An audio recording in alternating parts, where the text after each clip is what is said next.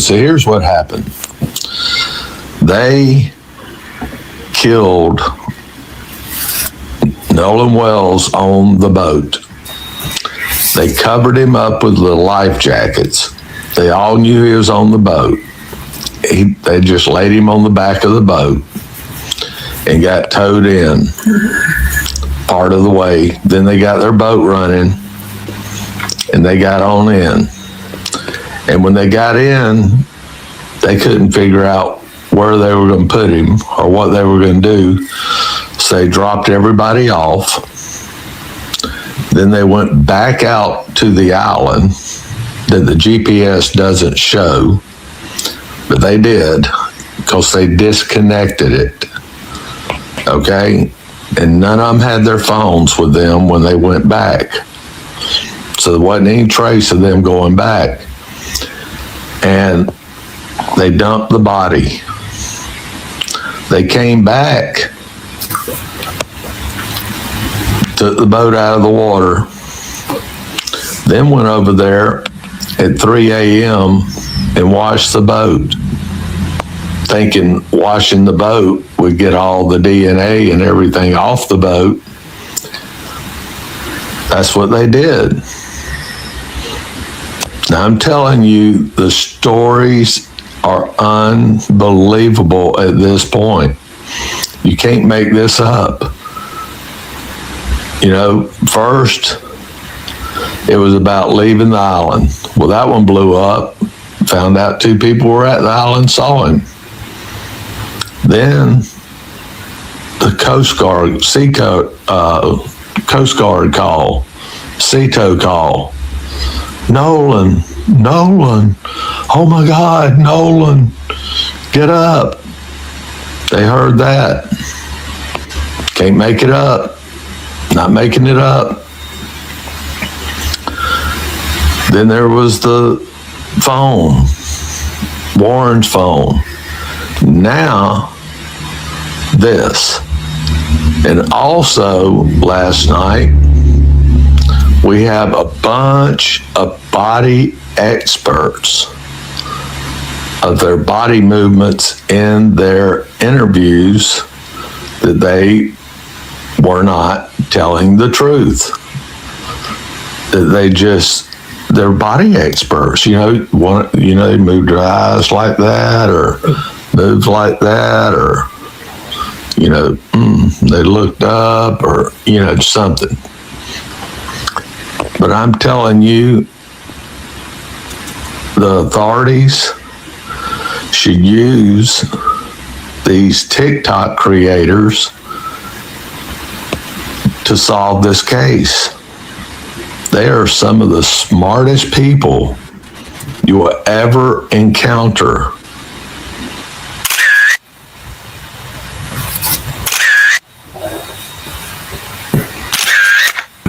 So here's what happened. Now, I don't know who Paw that is, but he just explained what happened in a nutshell. Now, he didn't go into detail like everybody else has already acknowledged that Nolan was probably dead on that boat, and that is why they went the roundabout way trying to figure out what to do with them until they finally came up with the plan to go back and dump his body. As you recall, they saying he was not found in the water. He was found like on the sand. And, they said that there was no way that he could just wash up on the sand in that amount of time. But I want y'all to take a look at this picture here. And you see it says, what in the world is up under them life jackets? It's like they're laying on top of something, covering the bottom of the boat. This is so sickening. Start telling us all what happened to Nolan. All of you are going down, sinking. And at the end of that picture, they had that little black afro thing right there, circled. And so, could that be Nolan Wells on the bottom of the boat, ready to be transported away from all the people on Horn Island so they can figure out what to do with him? Once again, Nobody knows at this point, but we know that something has went down. And, shout out to the old white man for telling the truth, or telling what many people feel like is the truth. Because when black people say it, we're always, paranoid, always being dubbed as racist, so on and so forth. But when white people say it, it becomes truth. So hopefully, once again, we'll get the truth. A lot of people are saying that Nolan was killed possibly by those white boys. So we're going to stay focused and vigilant on it and keep bringing information. Hey, y'all. Hey, I just got back in and bombshell. Why we have a photo of Nolan with Bart and a large group of people. And I'm just going to show you real quick because I have questions. Hold on. Let's look. Now, I have questions because from what the last thing that I heard per Warren, that Nolan was on leaving and went out to Horns Island on the Triton with Wyatt. That's what Warren said. And then how can the video that I just shared with you guys this morning, how could that be Nolan in the video when Nolan is on another dock with Bart getting ready to head out there to Horns Island? Y'all, what is going on? And then Warren, I'm so confused because how are you saying that how is that your friend? How is that your best friend, your brother from High, and you're nowhere in the picture? What's really going on? Secret Service Sam here for a Nolan Xavier Wells update, and we have a new picture that has emerged. It is a whole group of people on the 4th of July getting onto what is believed to be Fart Jr.'s boat. But you know who's missing? Warren. Warren's missing because that's kind of weird. Maybe it's just me. Maybe a little birdie told me this. Yep, that little birdie of mine says that in Officer Ray Spadum Tatum's podcast, if you can call it a shitcast, that Warren said he went out on his buddy's boat. And I thought that meant Fart Jr.'s boat, but we don't see Warren here in this picture in my Nancy Grace voice. So what is going on? I am not seeing a horse dragging this cart. Is he inside? Getting White Claws? Chilled out? I don't know, bro. What do you guys think? Let me know in the comments. Because they keep taking it down because they don't want you to see what I have found. Katie has dry snitched, y'all. Here we see Katie's Snapchat where she's wearing a teal swimsuit and she's with a girl in a blue and white striped swimsuit. On this video of the 3 boats, you're going to see a girl in a blue and white striped swimsuit right here on Bart's boat. And right next to her with the same long wet hair is a girl in a teal swimsuit on Bart's boat. Make sure you have your brightness turned all the way up because here we have Katie in a teal swimsuit and look at her head. She is wearing a white hat. Oh, look, the video of the boat getting towed. Teal swimsuit, white hat. And that's not all, folks. Again, turn your brightness all the way up because right here, we've got somebody wearing red trunks. Oh, and look what we have here. Red trunks. And here's those same red trunks on the shore right after the fight with Tristan. Katie is claiming that she allegedly caught a ride home with somebody named Marty McGrath. It just so happens that a Marty McGrath is the co-owner of the Biloxi Bay RV Resort and Marina in St. Martin. Here it is, and my, that is a massive dock way out in the water. And would you look at that? It's right next to the grandparents' house. Now, in that report with the GPS coordinates, didn't they say that they went southwest towards St. Martin Bayou? Yeah, that's right, it did. And it also took them 45 minutes to get to that boat ramp over there that only takes about 6 minutes on land. Here, but Katie, I want to say one thing to you. You're young, and I know you don't realize this yet, but these are not your friends. Be a hero. Do what's right. From the footage to the conflicting accounts, people have developed their own theories about what may have happened on Horn Island. But theories are one thing. The evidence is another. And now, new witness accounts are raising questions that could change the timeline entirely. I want to talk about not what you want to talk about, Brandon Tatum, which is they had nothing to do with this because I met them and I believe them. So noted. Can we talk about a potential witness to an altercation? And she seems to suggest it was over Katie. Why?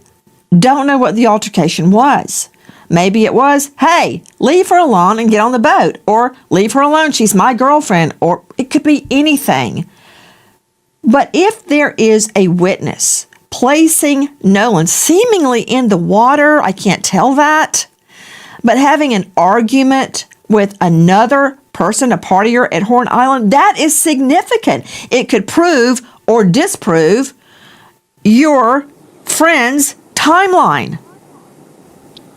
Well, Nancy, I think that it's a big obstacle to climb here because I've never heard of this altercation whatsoever. Nobody that I've talked to have alluded that this altercation was real. And also Katie, whom I saw her text messages, she didn't even say this altercation occurred. What I will say is that if I was an investigator in this investigation, I want to hear that. I want to be able to compare that information to other things that we may have or other witness statements. But I don't think it's significant because it doesn't show if Nolan Wells was actually killed in that altercation. She's claiming that there was an altercation between him arguing with somebody else. There was a potential fight, but that doesn't get me to how did he drown? How did he get in the water? And how did he not recover and come home to his family? So I would take that into consideration. I would compare that to the other interviews that I've done, but I don't think it's significant whatsoever. However, I would be incredibly skeptical because there's no other statements that I've heard from anybody that comes even close to an altercation with Nolan Wells and others over a girl. Number one, he's dead shortly after an alleged altercation with another male. We think over a woman. See, in my world, I put together both circumstantial and direct evidence. Direct evidence would be, for instance, DNA or a fingerprint. Circumstantial evidence is the timing of the alleged altercation and his death. Right? Nancy, so but Nancy, it's hard for me to believe that there's some kind of altercation on Horn Island just before he dies. And they were not Nancy, connected. That's hard for me to believe that. Well, Nancy, she's not saying he lost the fight. She's not saying that he got beat up. If you look at the autopsy, there's no clear signs of blunt force trauma to his face or any of the vital areas that could kill him. So it doesn't appear that there's any indication that he lost a fight, that there was enough trauma in this particular fight that would lead to his death. And when you look at the autopsy, there is no blunt force trauma to his face.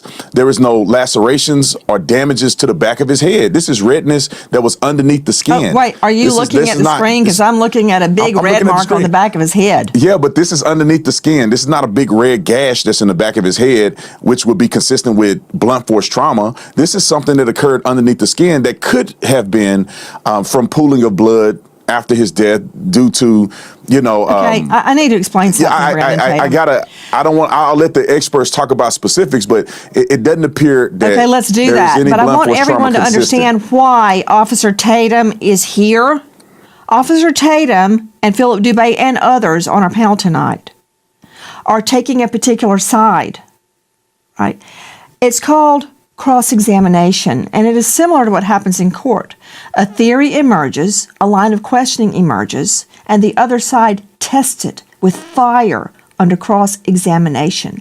And then, hopefully, you get to the truth. Right now, we're talking about an alleged eyewitness to an altercation just before Nolan Wells is dead. 4:30 in the afternoon. That's the time that has shaped the Nolan Wells investigation for weeks. According to the account given by Nolan's friends, that's roughly when they left Horn Island without him. But now, there's a problem. Two people who personally knew Nolan reportedly say they saw him alive on that same island nearly an hour and a half later. And that isn't the only problem. There's also a disputed account of a confrontation around 5 p.m., another witness account later that evening, and footage that investigators and attorneys are interpreting very differently. So if Nolan really was still on Horn Island at nearly 6, what happened between the time his friends say they left and the moment he disappeared? because that missing window may be much more important than anyone realized. Before we go any further, subscribe to this channel, because this case is moving, new witnesses are emerging, and the timeline is changing. If another piece of evidence drops while you're not here, you could miss the detail that finally explains what happened to Nolan Wells. Turn on notifications, because we're following every development. Now, let's go back to 4:30 p.m., because that's where this timeline starts to fall apart. On July 4th, Nolan Wells was on Horn Island with friends for the holiday. His friends have maintained that they left the island on their boat, the Triton, at roughly 4:30 in the afternoon. According to their account, Nolan chose to remain behind and said he would find another way home. If that timeline is correct, then the number that matters is simple. 4:30 p.m. That's roughly when Nolan was supposedly left behind. For weeks, that moment became one of the most important markers in the case. But now, attorney Edward Peltzik, who represents 3 of the friends who were aboard the boat, says his team has located 2 witnesses who may push that timeline forward. According to Peltzik, both witnesses personally knew Nolan, and both reportedly place him on Horn Island at approximately 5:50 p.m. Nearly an hour and a half after his friends say they left. That changes the question. It is no longer simply, what happened after Nolan was left behind? It's, was Nolan actually left behind when his friends say he was? And if those 2 witnesses are eventually corroborated, the answer could fundamentally change how investigators reconstruct Nolan's final hours. Before we treat that 5:50 sighting as the answer, there's something important you need to know. The witness accounts surrounding this window don't all agree. In fact, one of the most intriguing accounts comes from approximately 5 p.m. A geospatial analysis of social media footage and images from the island has been used to reconstruct activity around that time. That analysis flags an account describing what witnesses characterized as an almost fighting situation. And according to that account, a boat with a distinctive blue top reportedly left the area shortly afterward. If Nolan was involved, that could place an important event directly inside the missing window. But there's a major problem. Another person disputed the account and said the young man involved in that confrontation wasn't Nolan at all. So we have something that sounds significant, but cannot currently be treated as a confirmed Nolan sighting. And that distinction matters, because in this case, the difference between someone was there and Nolan was there could change the entire timeline. Now go back to the 2 witnesses Peltzik says his team located. According to Peltzik, these aren't anonymous internet users trying to identify someone from a blurry photograph. He says they were members of the Ocean Springs community who personally knew Nolan. And he says their accounts can be corroborated. If that's eventually confirmed, it gives investigators something they haven't had in this case for weeks, a potential eyewitness marker much later than 4:30. And there's another reason this matters. Reporting from TMZ in late July said at least 2 witnesses interviewed by law enforcement also reported seeing Nolan on the island after the boat departed. That doesn't independently prove Peltzik's witnesses are correct. The exact times reported by different sources haven't always matched, but the broader pattern is difficult to ignore. Multiple accounts are now pointing toward the possibility that Nolan remained on Horn Island after his friends left. And if that's true, the 4:30 departure may not be the endpoint investigators once thought it was. It could be the beginning of the most important part of the timeline. The next major development could come from evidence the public hasn't seen yet. The sealed autopsy findings, the complete witness statements, phone records, digital evidence, and whatever investigators have gathered since Nolan's death. Those pieces could confirm parts of the emerging timeline, they could contradict it, or they could reveal that the timeline is still missing something we haven't even considered. And that's why the new witnesses matter. Not because their accounts automatically solve the case. They don't. But if their statements can be independently corroborated, they could force investigators and the public to look much more closely at the hours after 4:30. Because right now, we're left with a very simple question. Where was Nolan Wells between 4:30 and the moment he was truly last seen alive? For weeks, that question seemed to have a relatively simple answer. Now, it doesn't. A disputed sighting, 2 newly reported witnesses, additional accounts from the island, and a timeline that keeps getting pushed later. Every new piece of information seems to answer one question, only to create another, and until the forensic evidence and witness statements are fully examined, that 90-minute gap remains exactly what it has always been, unfilled, unresolved, and potentially one of the most important pieces of the Nolan Wells investigation. We'll continue following the case as new information emerges. If you think the Nolan Wells timeline is complicated now, wait until the next piece of evidence surfaces. We're tracking every new witness, every new development, and every piece of evidence that could finally explain that missing 90 minutes. Subscribe now and turn on notifications, because when the next major development breaks, you won't want to hear about it after everyone else. You'll want to be here when we break it down.